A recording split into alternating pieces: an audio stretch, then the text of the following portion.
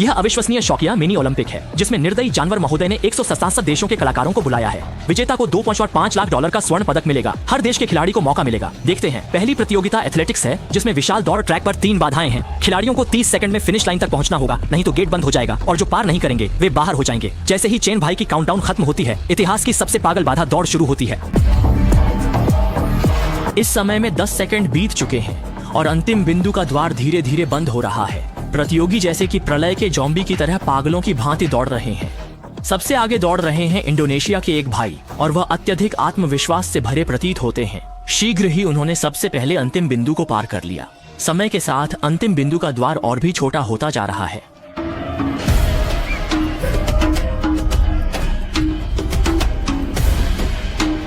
समय में सिर्फ 5 सेकंड बचे थे, फिर भी अधिकतर प्रतियोगी पार नहीं कर पाए थे।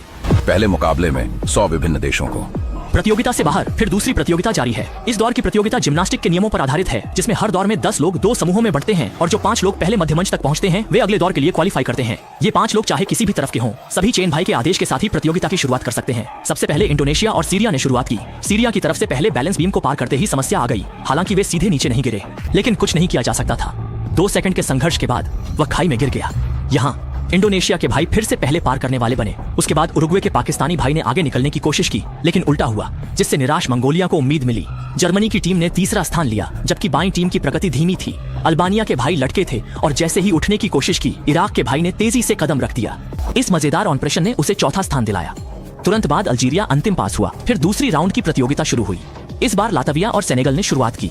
सेनेगल के भाई फिसल गए। हालांकि वे एक ही समूह में थे, लेकिन यह प्रतिस्पर्धा थी, इसलिए पीछे के प्रतियोगियों ने मदद नहीं की और सीधे आगे बढ़ गए। जल्दी ही लातविया ने आसानी से पहला स्थान लिया। फिर जल्दबाजी में बुर्किना फासो ने गलती की और सोमालिया ने दूसरा स्थान लिया। तीसरे पर साइप्रस पास हुआ। चौथा फिलीपींस था। आखिरी स्थान आसानी से मिल सकता था, लेकिन अर्जेंटीना के भाई ने इसे नहीं संभाला। 2.5 सेकंड के संघर्ष के बाद मेसी अंततः गिर गए, इसलिए 10 में से सिर्फ 4 लोग ही आगे बढ़े। इसके बाद कई और दौर की कड़ी प्रतिस्पर्धा हुई। अंतिम समूह के 5 देशों में से एक जो सफलतापूर्वक पार कर गए वह फिजी है।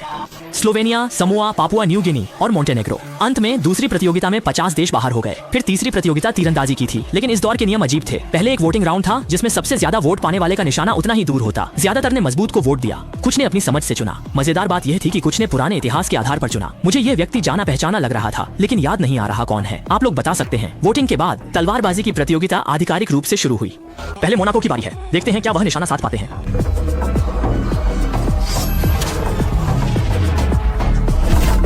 6 निशाने पर लगे, इसलिए वे बाहर नहीं हुए। फिर स्लोवेनिया की बारी आई, लेकिन बड़े भाई निशाना चूक गए।